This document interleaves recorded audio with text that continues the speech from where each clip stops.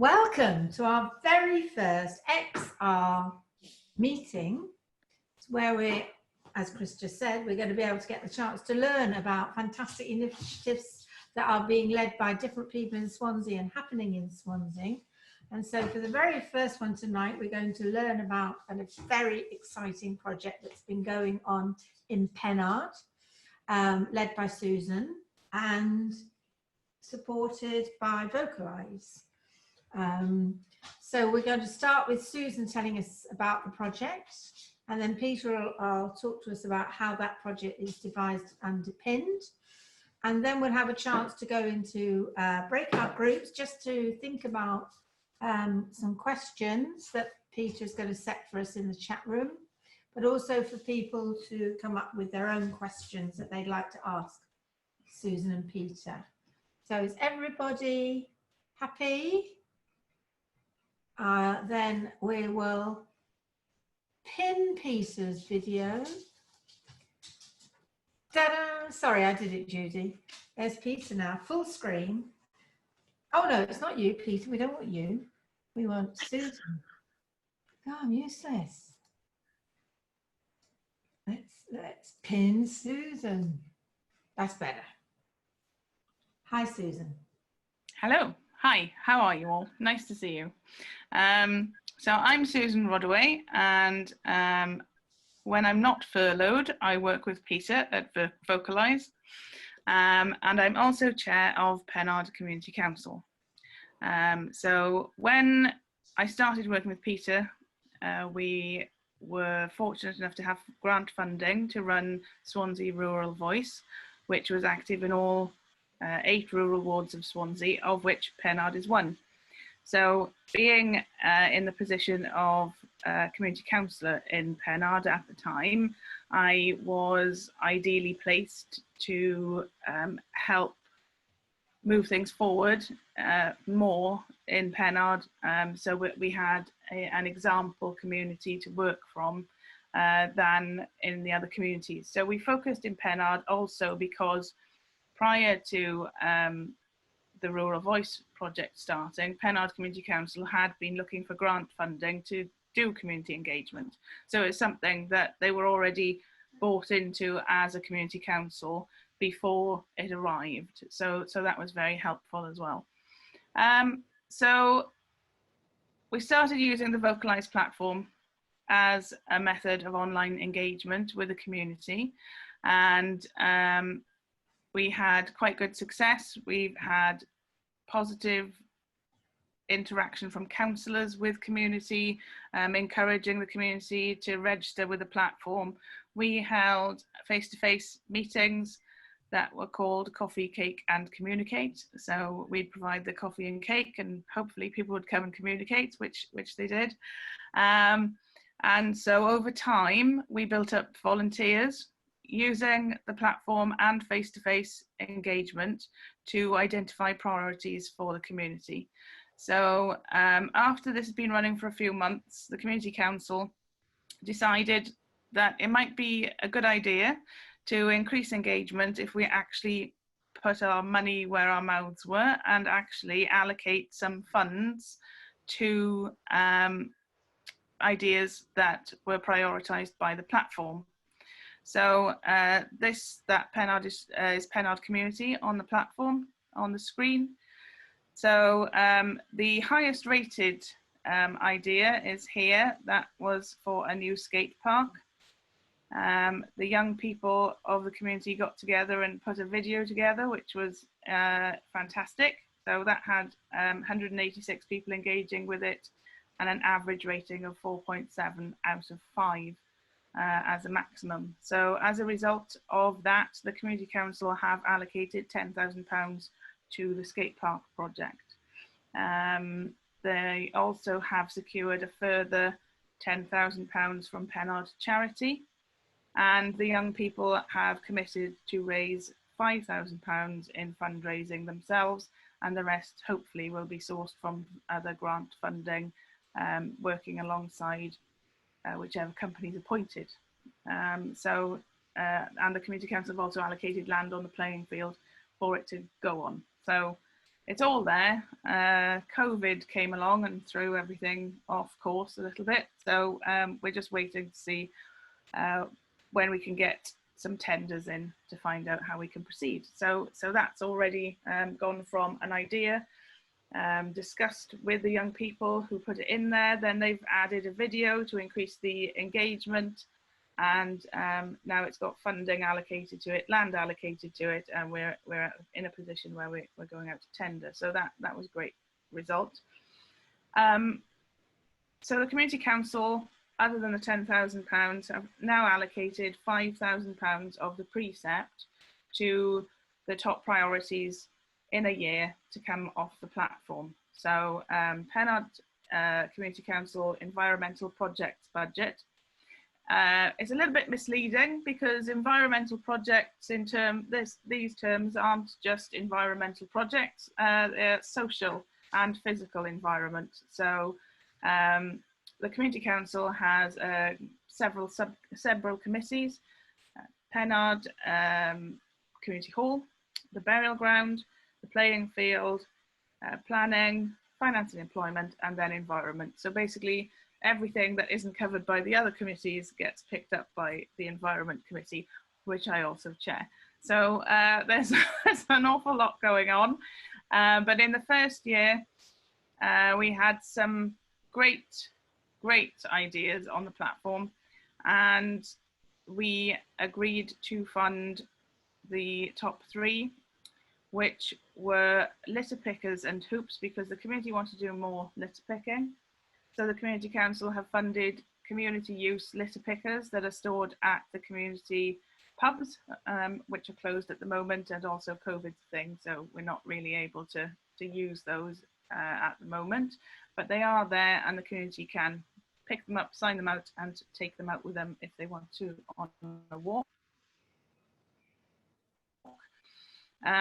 They also said they wanted a drinking fountain, and after much toing and froing, working with a local business, we have a drinking fountain, which is in a secret location at the moment and covered up and hidden away, because again, coronavirus happened and I can't shout about it anywhere, which is quite frustrating, but it's there. And when we're back to some form of normal life, I'll be shouting about it quite a lot. So that's great, because it's not a drinking fountain in the traditional sense. It is a bottle refill station. So it's actually encouraging people to refill their bottles. So don't go into the shop and buy another bottle. Just come to the station and refill the one that you've got. So that's great. And I did have some feedback yesterday that at least 20 members of staff working in the nearby shop are all absolutely thrilled and think it's fantastic. So that made me feel a little bit better about not being able to shout about it. And the third project is for a community hub on the playing field. So we have some rather dilapidated changing rooms that need upgrading. It's been talked about for a long while, and although some progress was made years ago, there was no groundwork really done. So we went out and we sought some extra funding. We used this pot of money as match funding, and the feasibility study was supposed to be finished at the end of March. And again, COVID happened, and so we're just waiting for the results of that, and hopefully they'll say it's feasible, because that community hub, as part of our planning, will need to be at least passive house standards. So we want it to be really sustainable building, providing really great resources for the community. So is that not one of them were actually on the table? They weren't on for discussion. They weren't even thought about by the Community Council. So this is actual community engagement and participatory governance and participatory budgeting in action. So it was such a success that we decided to replicate it the following year. And I don't think it's gone on to the platform yet, that we have allocated the whole amount, more or less, to fencing to secure an area of land that's being rented to us by the school for a community garden, which was another idea that was really high up on the platform. Fencing is something that's quite difficult to get funding for, so the Community Council decided that as it was a priority, that's something that we would fund to secure the garden from the outside world, but also to secure the children in the school. So we don't have any space for allotment, so this is the next best thing. So yes, so again, council decided to replicate the process. So we are in our 3rd year now, and we shall wait and see what's going to happen next year. I will say that we haven't put an awful lot of resources into the community engagement and the platform so far this financial year because coronavirus happened, and we've been busy putting together a massive community response to that. So we've got about 80 volunteers supporting 160 households, and we've just launching our food supplies support and technology support to try and reduce the digital divide. So so that's all going on, but unfortunately this has taken a little bit of a back seat. However, I am pleased to let you know that the council decided that so many of the ideas for positive change on the platform were environmental in nature, that the council declared a climate and ecological emergency, and actually I think we were the first in Swansea before Swansea Council announced theirs. We agreed that we would put together a plan, and we took 6 months to do that. We have a plan in place for the first 12 months, which is a little bit behind schedule for the usual reason. But we are picking up the reins again now, and we have actually won the One Voice Wales Innovative Practice Award for sustainable projects for our climate emergency plan. So yeah, so that's all really good. I hope you'll agree with that. And I think that's probably me done.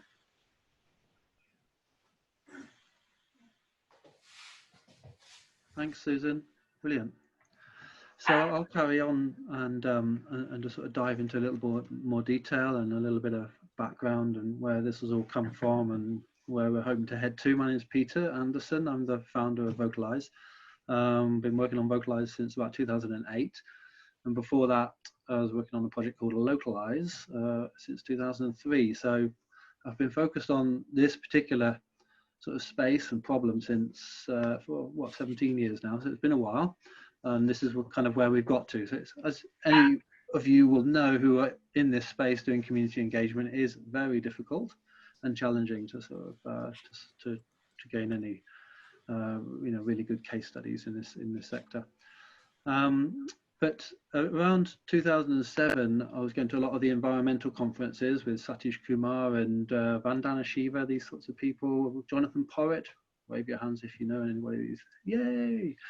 And so they were advocating that grassroots democracy, community empowerment were the solutions to local and global issues. And so I did a little bit of research and tried to find out what grassroots democracy actually was. And I came across this ward structure, of which Penarth is one. In the UK, you have 10,000 wards, roughly. And in Swansea, there are 36, about 1,000 in Wales. So I basically created this technical platform to be able to, for communities to be able to identify what their priorities were, because that to me was like the elephant in the room. If all of these people are saying grassroots democracy is the answer, and yet grassroots democracy is not happening, and most people are really frustrated and disengaged from the local democracy process, then that was a problem that needed fixing. So that's really where I've been. And as an example, in addition to Penarth here, you can see all the other communities on the system, and through this project that Susan was running, there's about 6 others that are up and running with priorities. But the system's ready for sort of a nationwide rollout to all communities, and that's kind of what we're aspiring to. As well as geographic communities, we're engaging with communities of interest. And one of the projects that we've been working on for the last couple of years, actually in collaboration with Sue Lyle there, was with Swansea Council, Cardiff Council, and that was to make this process available to all schools in Cardiff. So this is a page, it's like a leaderboard in a sense of interactions. It's just a graph at the moment, but it shows you the interactions from like a leaderboard from all the schools in Cardiff. So there's 120 of those. And here you can see around 40% of the students, almost 500 students out of say 1,200 students have engaged. They've created 16,000 interactions and 150 ideas and 1,500 comments. And most interestingly, there's been 750 pledges from students, and that is pledges into ideas and into working groups to actually carry projects forward. So you know how we're trying to align the curriculum and make that learn life skills in terms of moving things forward. That's exactly what that can do. So then this one's interesting as well, in that this primary school's got almost 95% engagement, and that's because they actually integrate it into their digital literacy and their English program each week. So that's, I mean, it just shows what's possible, you know, when the enthusiasm and the motivation is there. So what I'll do just very quickly is just going to play this little video for you, so you know what Vocalize is. Identifying priorities is one aspect of the community organising process, and that leads then to working groups and action plans and what have you. So you can see that. Vocalize, an innovative platform for community organising. Here's how. Create a group, start topics of conversation, promote to your community, encourage them to suggest, rate and debate ideas. This creates clear priorities. Organise regular meetings, set agendas from your priorities, form working groups, crowdsource projects, share the best projects so they can be discovered, adapted and replicated anywhere. Tap into the wisdom of your communities. Turn great ideas into action. So that's essentially in 30 seconds. It's always difficult to distill these things down. It does get obviously more complex the deeper you go. But for every part of the process, there is a tool on the platform. So there's a tool for participatory budgeting, for democracy, for action planning, for working groups, for crowdsourcing, for news.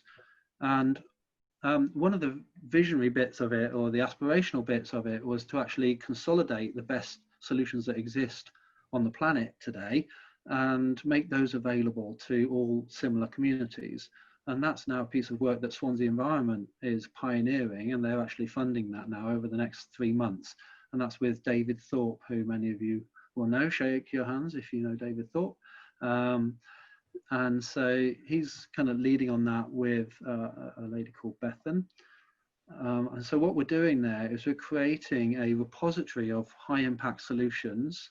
All right, so that's solutions with case studies that's going to be searchable. And then we're going to be able to seed those ideas into your communities. And that might be your geographic community or your communities of interest, whether that's schools or whatever. These are just mock-ups, okay, because we're about halfway through the project, but we hope to have that ready in about 2 months. So that's really fascinating, and you know, really great that the Swansea Environment Forum are actually pioneering that piece of it. And then in September, we're hoping to hear from the big lottery. We worked for 3 months to put in a funding application to them to basically to scale this up to a county-wide case study. So we've got really good case studies in schools and in geographic wards, and the county case study is to roll this out to all 36 wards and all schools in Swansea. So that's the participatory county model, and that's what we're hoping to engage with in September. And I'm also working with a few people in different countries who are really sort of inspired by the model and are looking to adapt it and replicate it in their area. So that's probably enough, and open to questions.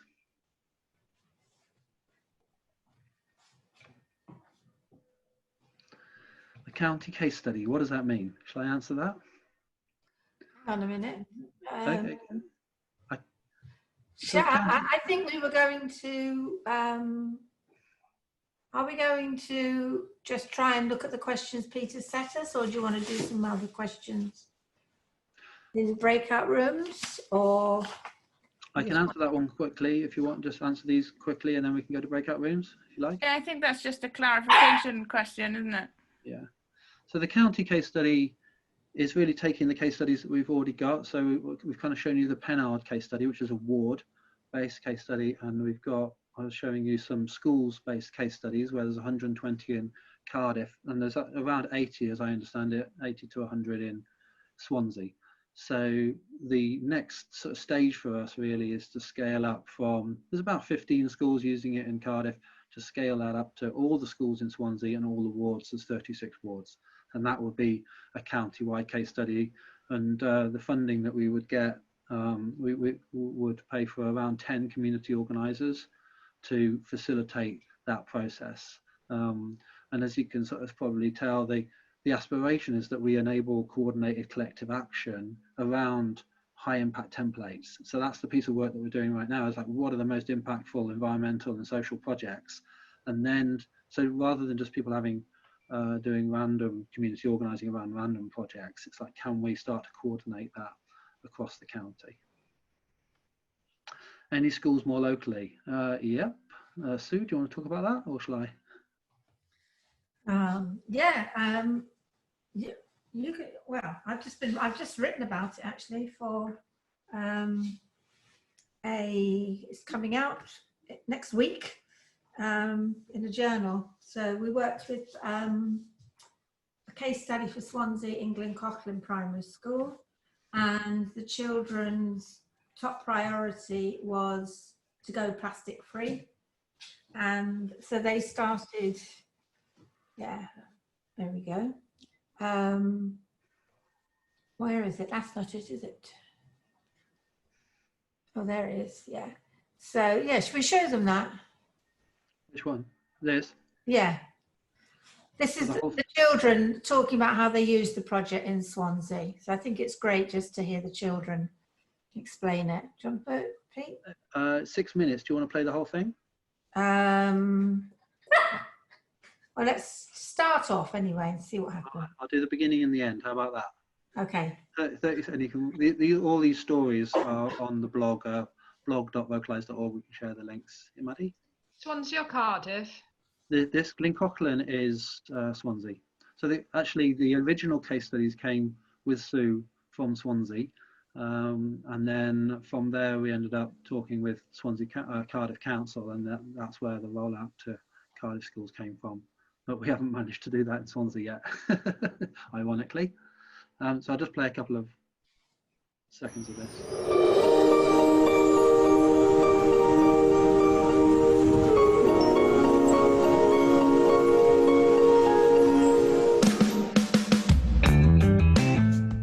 Hi, and welcome to Future Generation News Round. Today we are outside Glencochlin Primary School, where we are going to find out the story about plastic in this school. On our last Democracy Day, the school prioritised going plastic free. After we talked with Mrs. Bond, we were informed that a group of children are doing some research on plastic waste. So let's see what they have found.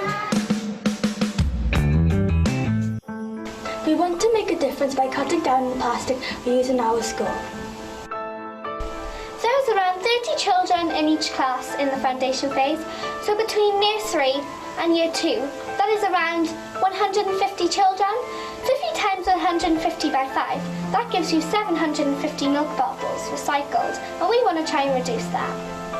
To do this, we will be using 2-litre milk bottles. The children will bring in their own beakers and they will each get a little bit of milk from this. This will help us cut down on the plastic we use in the school. Do you know that the milk bottles our school use are not biodegradable? They take 450 years to decompose. Did you know? So yes, it kind of goes on like that. It's they did incredible research. I learned a lot from these kids, and they did all of that in a morning, and then we recorded it in the afternoon, and then spent a couple of days editing it, and did it in that news round style, and it turned out really well, and it's been shared far and wide. I'll just share the last couple of seconds because that's quite funny. So, what have we learned today? We have learned that plastic waste is very harmful to the environment. And that we should definitely start to cut down on it. I'm Emily Yates. And I'm Joe Taylor. And thank you for watching this episode of Future Generation News.